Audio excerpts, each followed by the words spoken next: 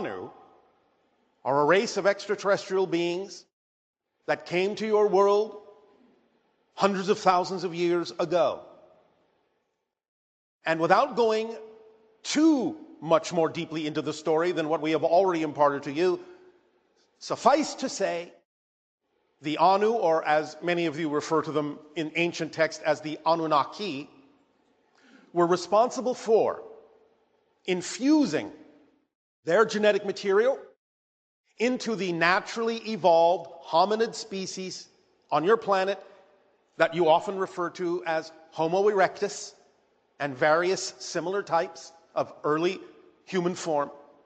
And with the infusion of their DNA into Homo erectus, thus created what you now consider yourselves to be as Homo sapien, human. Now, the second word, Vikwadesh, is a reference to this early hominid form, Homo erectus as you call it. In the ancient tongue, Vikwa means seed. Desh means template. So it is the seed template that was used to create Homo sapien. The initial manifestation in the ancient tongue, Adama, again translated in some of your stories as the idea of Adam. The idea then, as related metaphorically in some of your early literature, your religious literature, your early scrolls and texts, the idea of the creation of the female form by the utilization of the early male form of Adama to create the female representation of the Eva, or Eva, or Eve. The idea being that this represents, no offense, gentlemen, but the Eva represents the first hybridization upgrade of the human form. I know that many of the females in the audience are pleased to hear this. Therefore, with the Adama and the Eva, you then had the basic idea of the male and female human forms. It does not mean that there were not female forms in the Vikwadesh, in the Homo erectus. Just that the way in which the female Homo sapien was created by the Anu utilized the initial template of the Adama to make sure that it would be, as you say in your language, a hybridization upgrade. Now, once that existed, once the human forms existed in what you recognize as your present male and female forms, and the human race began to flourish and replicate and spread, remember that we have told you the story of another parallel Earth reality that destroyed their world, and that the humans on that world became mutated into the form you call the Greys. And because they had mutated in such a way, hybridized themselves in such a way to be able to survive on their destroyed version of Earth, they were no longer able to reproduce. And they knew that they would die out if they did not seek out somehow, somewhere, a viable source of still existing human DNA. They used their advanced technology, as we have told you before, to tunnel into various parallel reality versions of Earth, including yours, to find viable human DNA, to infuse with themselves to create hybrid civilizations that would allow their culture to continue and not die out. But the idea of the early Grey, in a sense, because it was something that was created that changed them into a form that could adapt to their dying world, in a sense, is the first hybrid race. The Greys in the ancient tongue are the Maz-eh. The Maz-eh are what came into your parallel reality and began the hybridization agenda. So the Maz-eh, the Greys, formed the first hybrid race.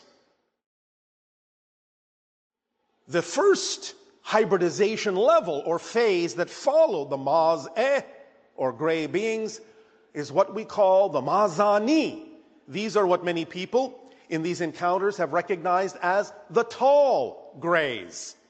So they are the next stage of hybridization from the grays that began to incorporate human DNA and allowed them to begin to change to something a little bit closer to resembling the idea of a hybrid that could continue their species. But it still was not sufficient for a number of reasons.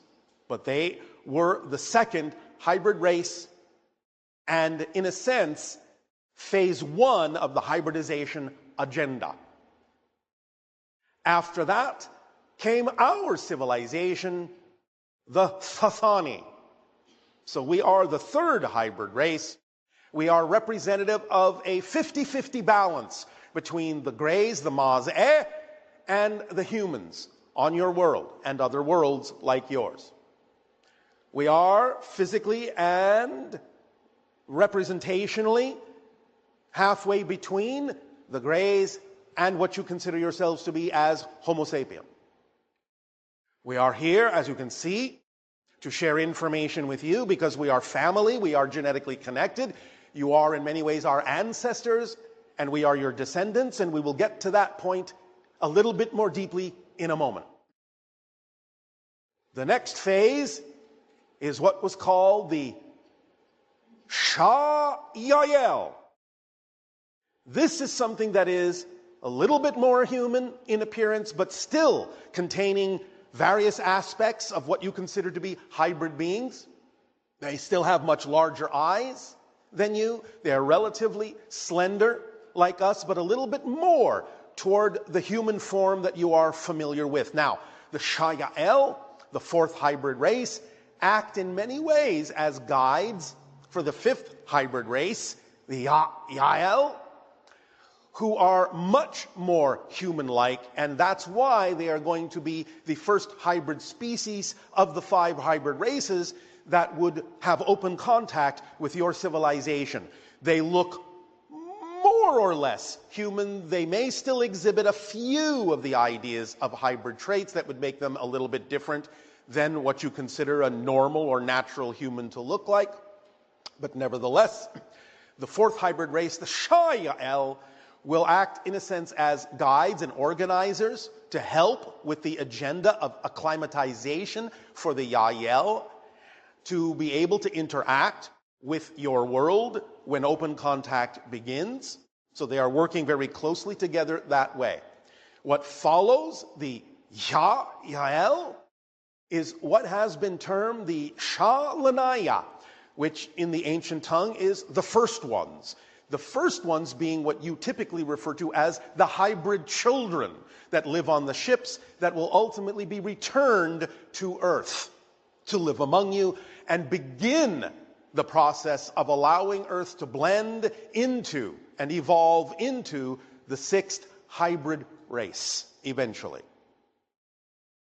This is what we refer to as the next word in the list, the Anunnaki. Now, we have initially told you that our ancient word for earth is Inanni, which basically means the ancestors, but more specifically, it was in its ancient form more Nadea, Inanika, which means the place of the ancient mothers. Again, that's a more literal translation, which has now been condensed over time simply into Ananika, which is the ancestor spirits. But in this case, spirit, not only representing the idea by the word ka of what you consider normal spirit to be, but also the idea of essence. And in this case, a literal reference to DNA.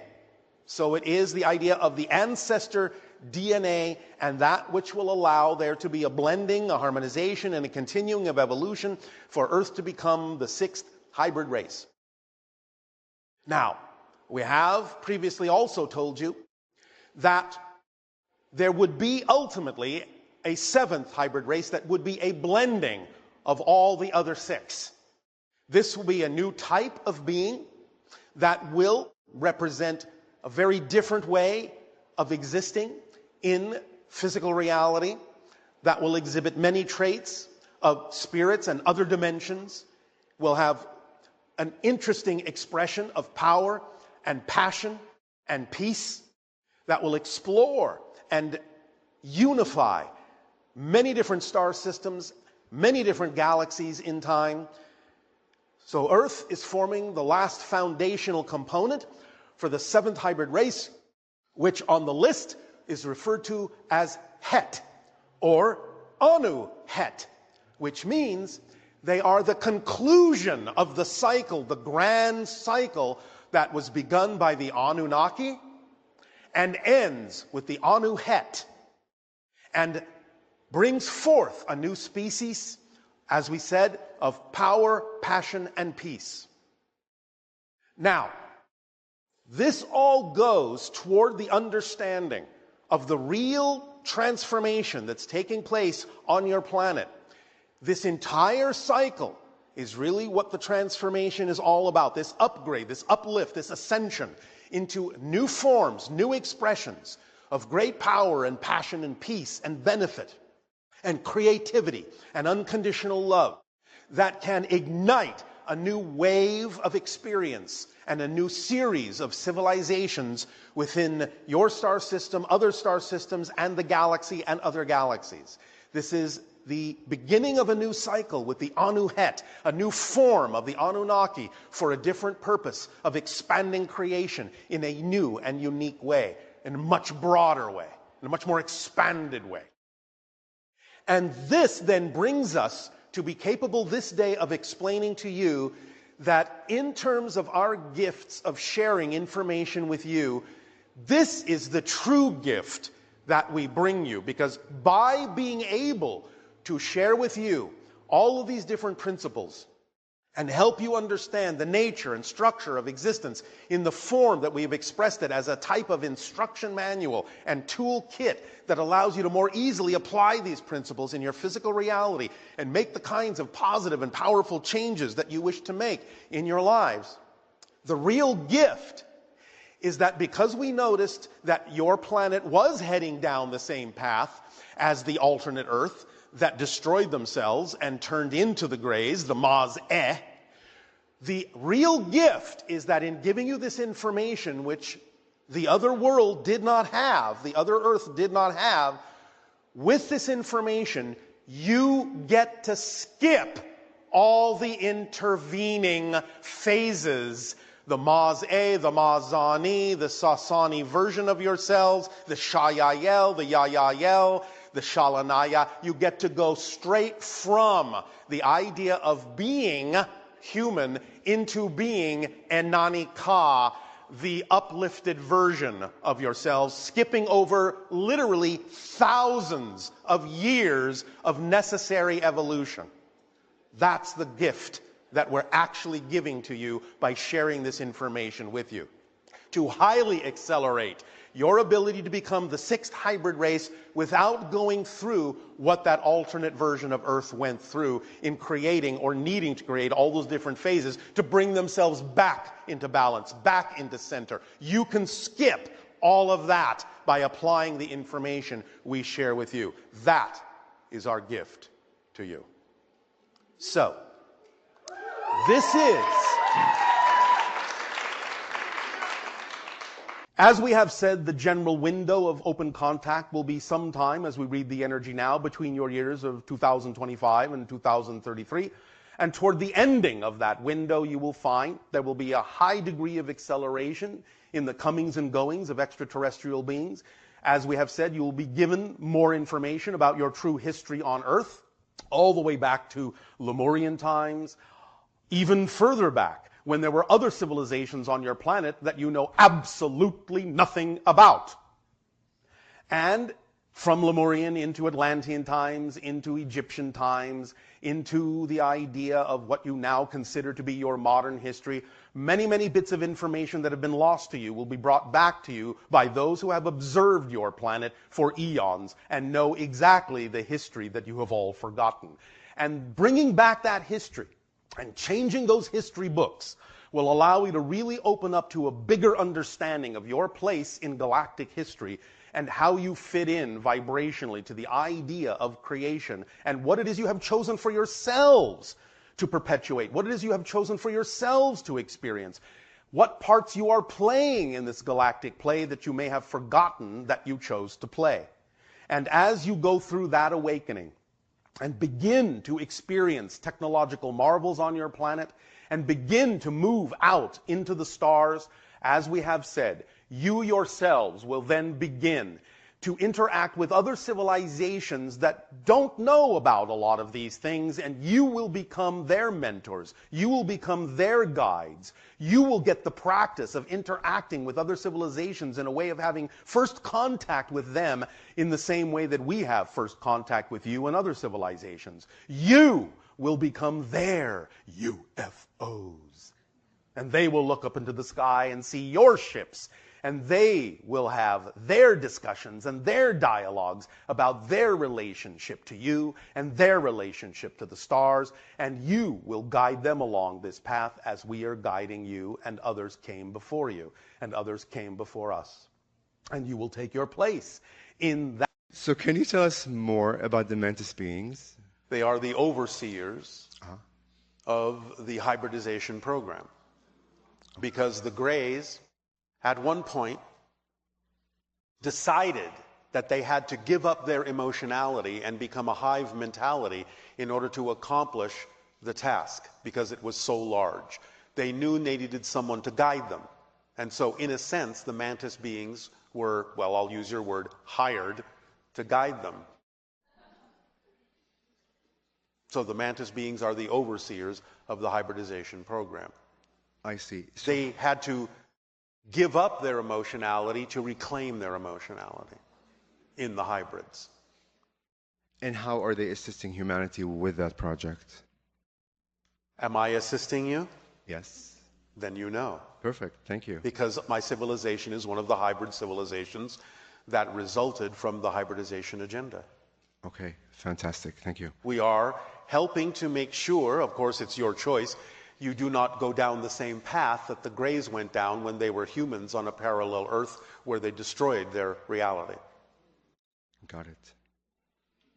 Remember that the Greys are mutated humans. They're not aliens.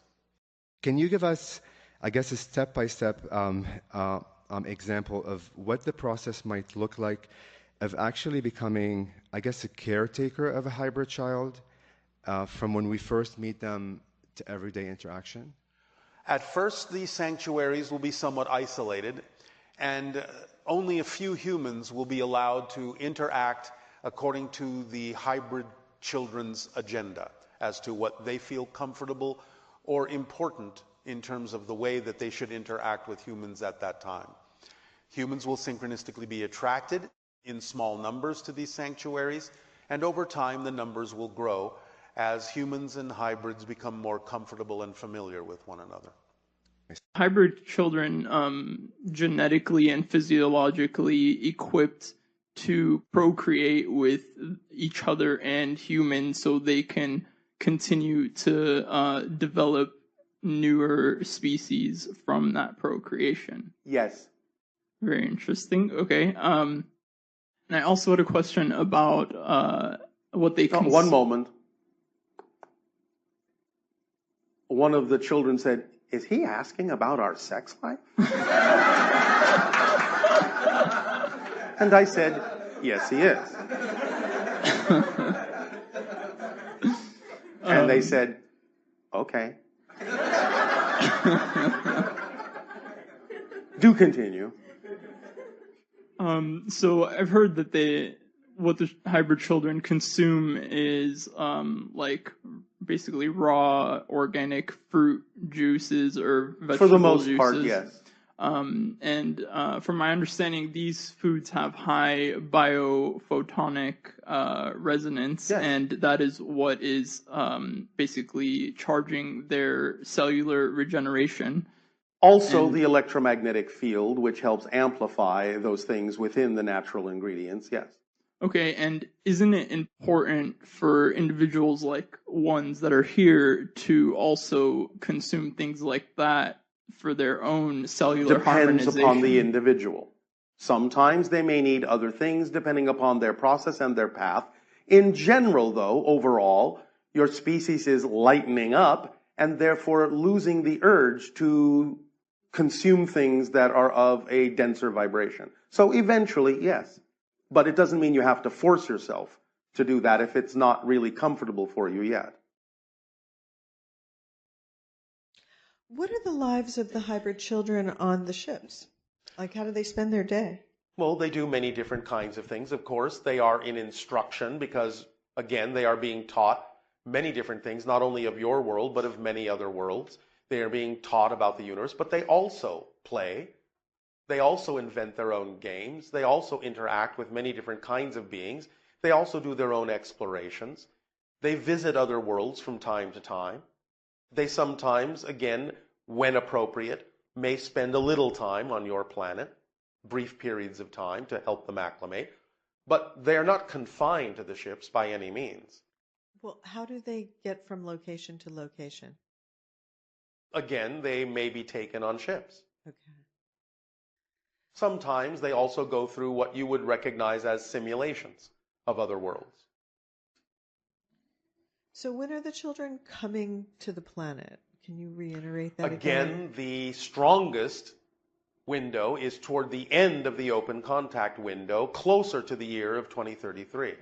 But this is not definitive yet, because there are many things that yet need to happen on your planet to determine the exact timing. So you know how in the abduction phenomenon, people are in a dream state. They seem to go through some sort of physiological translation to be able to go on the ship. Yes. Right? Yes. Is that similar to how the hybrid children might drop in periodically and then leave, or is that even happening? Yes, although their vibrational state contains within it the potential to shift to your vibration a little bit more readily. And so it's more like a lucid dream No, reality? it's more solid than that. It's more solid than that. Yes. Okay. Okay, but they have popped in periodically? Some of them have, and some of them have literally spent time on your planet in those dwellings that are set aside for them to practice living among you. They will, in a sense, play house.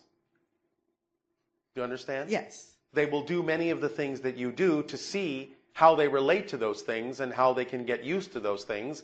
And then they will make up their own minds as to what is relevant for them to participate in. So when they do join you, you will find that some of them may do some of the same things that you do, and some of them may not do many of those things. You may find hybrid children will simply never watch a TV show with you. You may find that a hybrid child may never eat with you. And some of them will want to eat with you all the time. Some of them will really want to investigate the idea of those TV shows. It depends on the child. It depends on what it is they believe they are getting out of it, what they are learning. So it will take some getting used to on both sides. But they will have their own attractions. They will know what path they need to walk. And it will be a journey that you can all take together that will be very instructional in both directions and will open you up to more understandings and more perspectives of things as you open them up to more understandings and perspectives of things. It seems like they are growing up in a group setting where they are all with other children, lots of other children, more of a communal more often kind than of not, environment. But again, they are sometimes left to their own devices to learn how to function as an individual. As far as when the hybrid children do come here, Yes. are any of these entities, any of these other life forms on our planet going to step up and be teachers to them? Because maybe I have the wrong impression, but I see entities such as the nature spirits and Yes. That they would, in a way, because they are ancient energy forms, that they might actually come forward and be teachers to the hybrid children.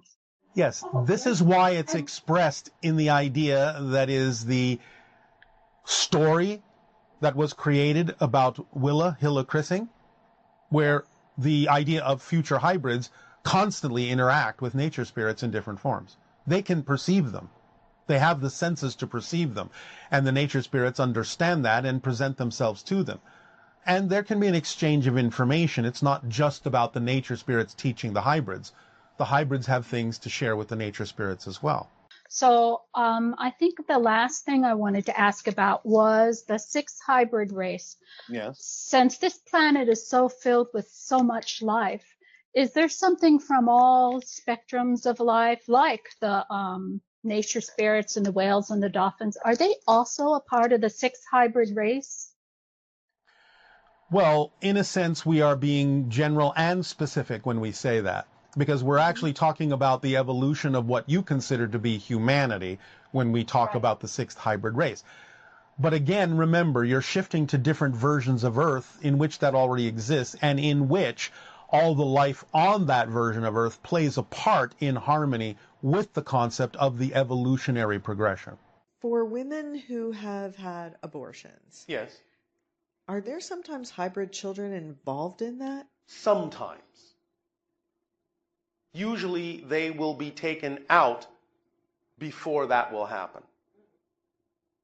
So it's not like they're removed energetically at one They are level. removed physically. And So in other words, a woman who may find herself unexpectedly pregnant may then suddenly find herself unexpectedly not, because the child has been removed and taken to the ship. you know, yes, I guess I have heard those scenarios before. It just, one thing that comes to me is there was a movie that was from the 50s, and it was called Children of Village of the Damned. We understand the context. And was that like a fear-based, what is this? Why it was a was fear-based that? interpretation of someone who actually tapped into the fact that you do have hybrid children. It's just that they then couched it in terms of your 1950s horror movie. And so probably a lot of people who are hybrid mothers actually saw that when they were children. Yes. So it was just part of the process of getting over our fear of these children that are more advanced than us, that seemingly telepathic. Yes. And hopefully they won't be mean, right? They will not. They will not have glowing eyes, and they will not be mean little children. No. That was, again, just the interpretation of the times. Okay, because it seems like it is reflecting some of the things that humans may have concerns about, with the children, because they're more advanced. But this is why the program is going at the pace that it's going, so that there is acclimatization, so that you can get used to each other, so that you understand there is nothing to be afraid of, so that you understand that these are your children, they are your family, and you are theirs. And you will have a very different interpretation and a very different experience now in what you call your 21st century. I started to see like these three beings. They were kind of transparent, and they had like, the big eyes and the big head. But once that happened, I became so fearful, it just completely stopped. Yes, but you can get used to this knowing that it's your choice too to experience this, because you're part of the agenda that allows you to know that you exist between two worlds. Yes. Yes. And afterwards, I just started to see a lot of vibrant colors. I started to do things I never thought I could again. Yes, you'd been upgraded vibrationally. You'd been aligned vibrationally. So I was wondering, like, who these beings were. What kind of connection do I have with them? Do you understand the hybridization agenda? Sort of, yes. All right. Well, they were quasi-gray beings, but in a slightly altered state, in between your reality and theirs, which is where they brought you. As we often say, many of these encounters happen in a slightly altered vibrational reality other than what you consider to be your physical reality. It still has traits of physicalness, but it's not your particular dimension. Many people are brought there because it's easier to help align people vibrationally in that particular state. So they understood that you needed some alignment. They were willing to help with that because you're part and parcel of their particular project as well. Okay. So would that mean I would have hybrid children? Yes. Oh, okay. Is there a way I could connect with them more? Yes. Use your imagination. When you think of the idea of hybrid children, how do you feel? nurturing. All right. Then anytime you go into a meditative state and allow yourself to express that nurturing energy, that can form a stronger connection for you to any of them.